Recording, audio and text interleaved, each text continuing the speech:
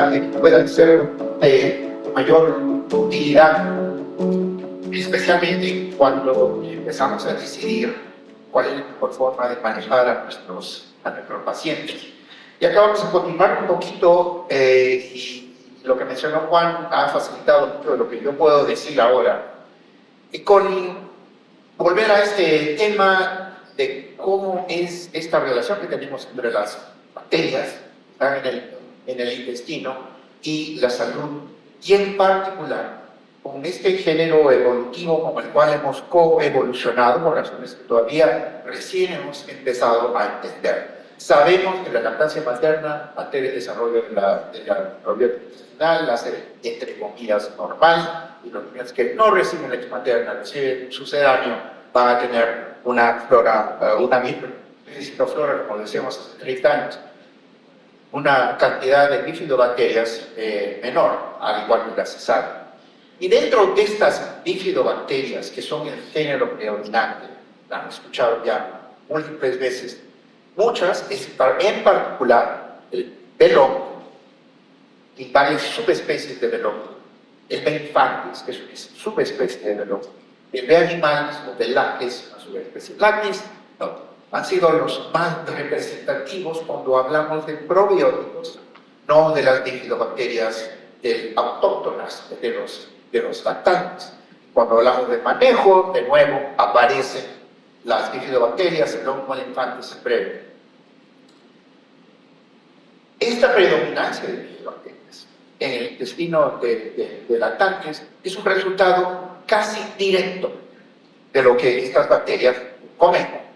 El alimento de bifidobacterias son estos oligosacáridos de la leche materna. Y desde el año 50, George había descrito que en la leche había un factor que le llamó factor bifidus, que requería la adición se requería este factor de crecimiento que hacía que predomine las bifidobacterias, lo miraban en el microscopio, en las heces de niños que recibían leche materna. Y también documentó de que la leche de vaca casi no tenía HMOs en comparación con la leche humana. Y también documentó que el calostro es particularmente rico en de muy alta concentración. Acuérdense que son las primeras horas de vida por las cuales se decide qué bacterias está recibiendo el niño son las que se van a quedar y formar parte del ecosistema, qué bacterias no.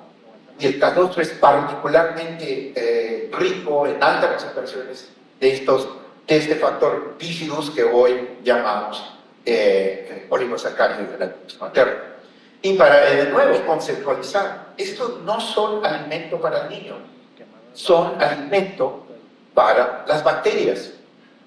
¿Por qué la glándula mamaria gasta tanta energía en sintetizar el tercer componente más grande de los sólidos de la leche? A pesar de que eso no va a servir para nada a la nutrición del lactante, porque el lactante no puede hidrolizar y absorber esos azúcares chiquitos.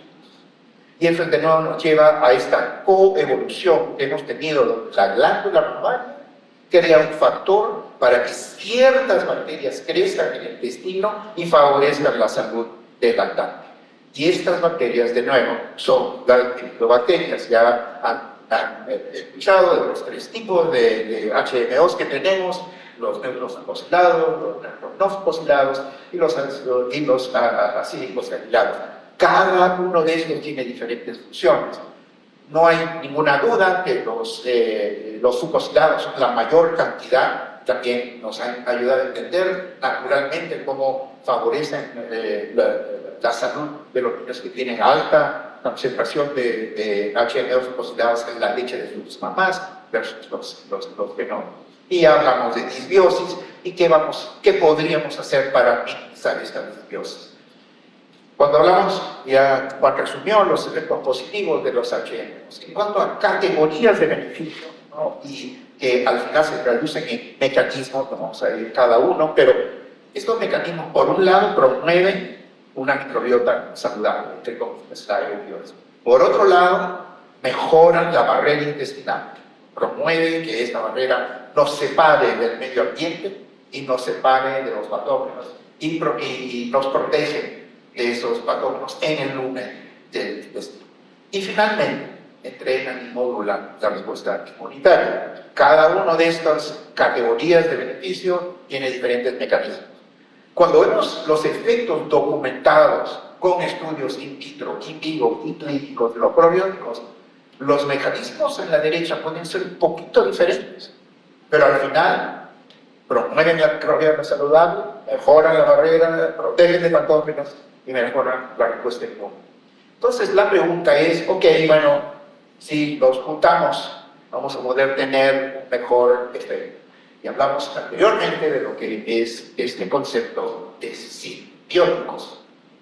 Pero más importante, ver si no solamente los HMO tienen beneficio, y le sumamos los beneficios del probiótico, pero si hay una interacción positiva entre los HMOs que podemos dar y las bacterias orales, los probióticos que podemos dar. Y de ahí viene este concepto de simbióticos.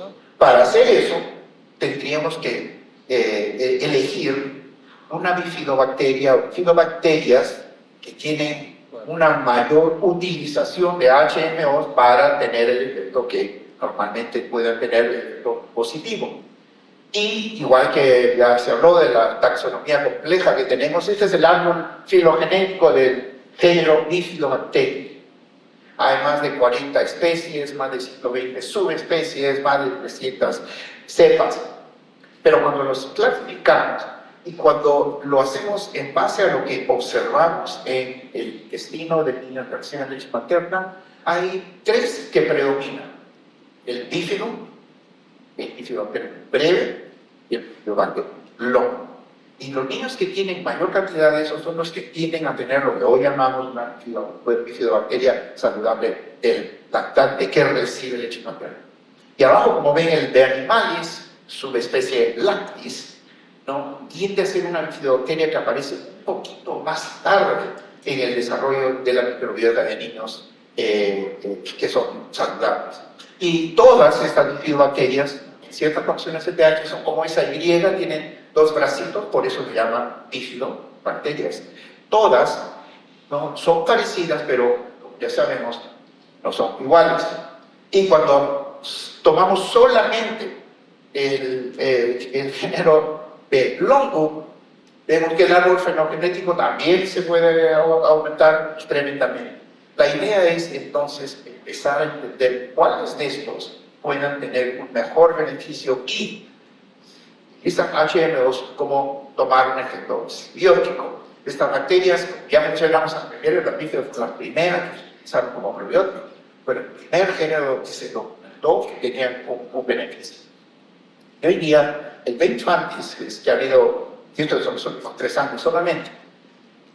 Otro concepto importante es que la mayor parte de probióticos, incluyendo el Rhamnosus GP, uno los da y aumenta su concentración en el intestino.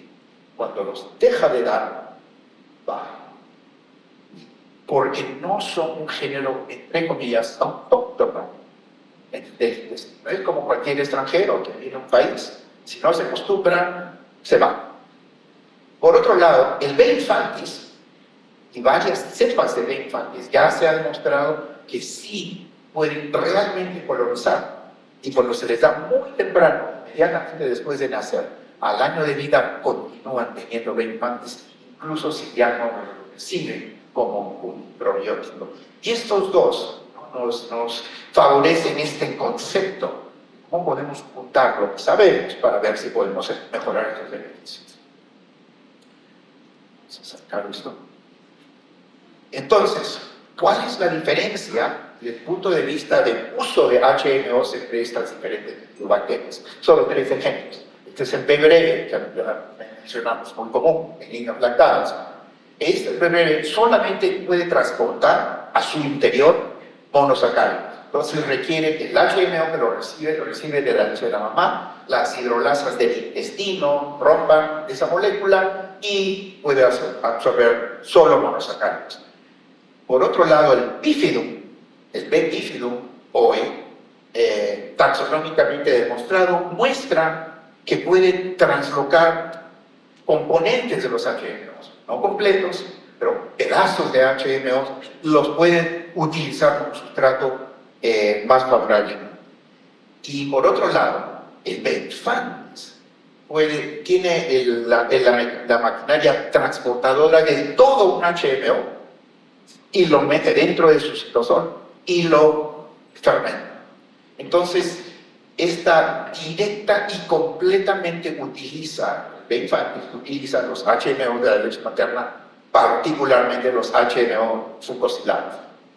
Esta Biofantis tiene la maquinaria transportadora completa para utilizar la mayor cantidad de HMOs y la mayor cantidad de fucosilados, que acuérdense, son la mayor cantidad de todos los HMOs. Y esto es lo que hoy nos ofrece el potencial de un efecto sinérgico, de dar brevedad de un HMO y una bifidobacteria. Para mencionar simplemente la alternativa, o sea, los beneficios del Biofantis como probiótico per se. Primero, muchos datos ya, pero varios estudios bien controlados, mostrando que el Biofantis, esta cepa en particular, la MG11588, promueve las bifidobacterias y aumenta la cantidad de bifidobacterias total y el Biofantis total en niños que reciben Biofantis puro como suplemento. Por otro lado, y es muy importante entender también que cuando da una bacteria, por ejemplo una bifidobacteria, no quiere interferir con las bifidobacterias que ya pueda tener el lactante. En este caso tenemos un grupo de niños en estado basal, donde vemos a la izquierda lo plomo es la cantidad de bifidobacterium que tienen, de Biofantis que tienen. Como ven, hay muchos niños que no tienen nada. Y hay algunos que sí tienen poco. Cuando damos el probiótico, la ventaja de Biofantis es de que no inhibe todos los bífidos que ya tenía el lactante y aumenta la bifidobacteria total y aumenta el Biofantis mismo en el lumen intestinal. Entonces hablábamos de simbiótico complementario y este es un perfecto ejemplo, donde el B-Lactis, que tiene sus propios beneficios, añadimos HMOs, esto causa o se considera la utilización simbiótico, uno complementa al otro. Por otro lado, si utilizamos Biofantis y HMOs, no solamente tenemos un efecto positivo del Biofantis, sino también tenemos un efecto sinérgico, porque el Biofantis utiliza los mismos oligosacáridos que estamos dando. Y por eso esto constituye un clásico, un perfecto ejemplo de lo que sería un simbiótico sinérgico para darle un niño. Los diferentes bifidobacterias ofreciendo diferentes tipos de efecto simbiótico en un lactante. Los primeros estudios, sí, estamos en el principio, como dije, estamos empezando con ese pedacito solamente de lo que conocemos. Un mecanismo para ver si hay una sinergia es hacer estudios ex vivo. En este caso se toman heces de niños y se incuban con diferentes aditivos. Le damos, ponemos una heces control, añadimos Biofantis, añadimos Biolactis, añadimos 6-MO y ahí los juntamos y vemos cuál es el efecto que tiene tanto en la composición de este microbioma como en los productos metabólicos de este microbioma. No tenemos tiempo para discutir todos los que se han hecho hasta ahora, que todos ellos son estudios ex vivo. Esta es la cantidad de ácido graso de cadena corta total cuando tenemos unas heces incubadas sin ningún aditivo, cuando solo añadimos Biofantis, cuando añadimos Biolactis y cuando añadimos HMO, que esperamos que suben los ácidos grasos porque están siendo fermentados por las bacterias que están en ese sustrato. Cuando añadimos Biofantis con HMO o Lactis infantis bases, ¿no?, se potencia esta generación de ácidos grasos de cadena corta por el probiótico añadido al HMO. Cuando vemos el efecto bifidogénico total, o cómo modula esto la cantidad de bifidobacterias, obviamente damos Biolactis, es un poquito, acuérdense que estos son logaritmos, o sea que esta diferencia pequeña sigue siendo significativa. Si solo ponemos HMO, no aumentamos las bifidobacterias totales en comparación, pero si juntamos el B. infantis con HMO o los dos bifidobacterias con 6 HMOs, vamos a tener un efecto sinérgico. Y esa es la idea.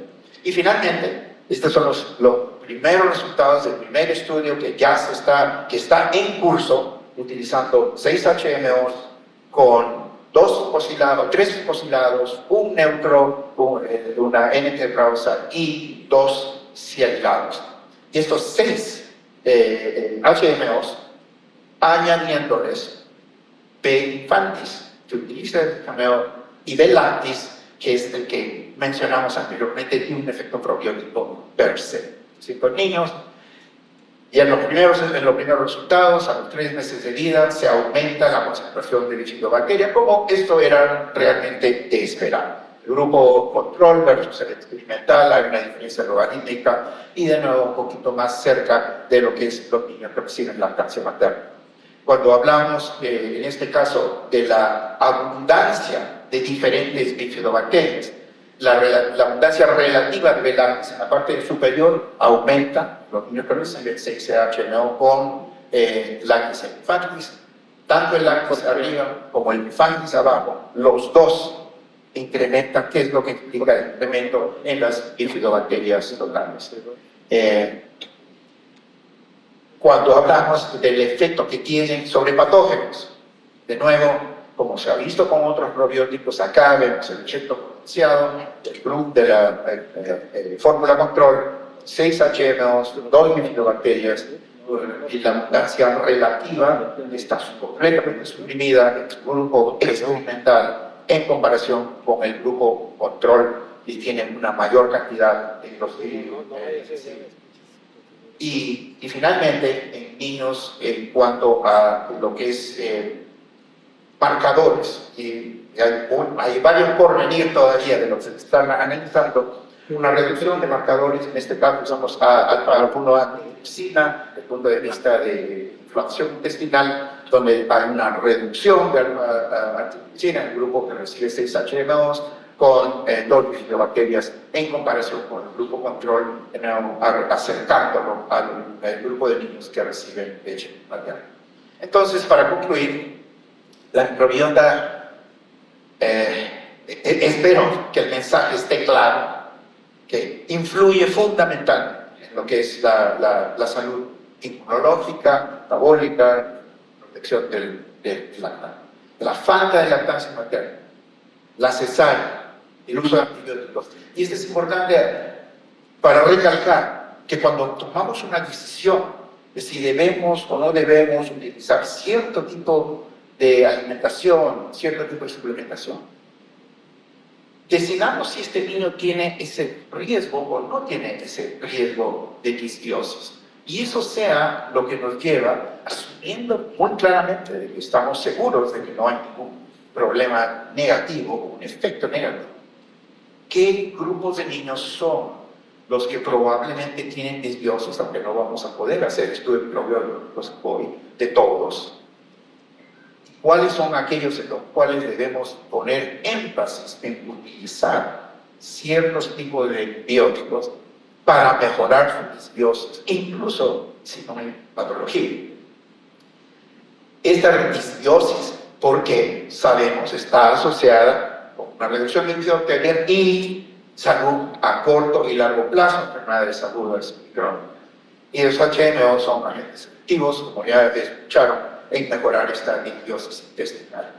Tanto prebióticos específicos como probióticos específicos para manejo, prevención y prevención de ciertas enfermedades infecciosas, por ejemplo. Es lo mejor se ha mostrado. Los beneficios emergentes todavía, con alergia, enfermedades funcionales, algunos probióticos claramente efectivos, y el potencial de que el uso simultáneo, ¿no?, de prebióticos y probióticos, y en este caso el prebiótico por excelencia, que son los HMO, y un bifidobacterio que utiliza ese prebiótico por excelencia, que es el B. infantis, el potencial de este efecto sinérgico para beneficiar a nuestros pacientes. Cuando hablamos al principio de la primera charla de la lactancia materna y la norma, que no es solo nutrición, sino es salud a través de estos beneficios funcionales. Nuestro rol como cuidadores de la salud de los niños, cuando un niño tiene riesgo, cesárea, falta de lactancia, uso de antibióticos, en la ausencia de la lactancia materna, nuestro rol es disminuir las complicaciones de la falta de lactancia materna exclusiva. No es dar mejor nutrición, mejor fórmula, no. Es pensar qué es lo que podemos hacer para mejorar la salud de ese niño, no con algo positivo, sino disminuyendo las complicaciones que sabemos están incrementadas en el riesgo de un niño que no recibe todos los beneficios de la leche de su madre.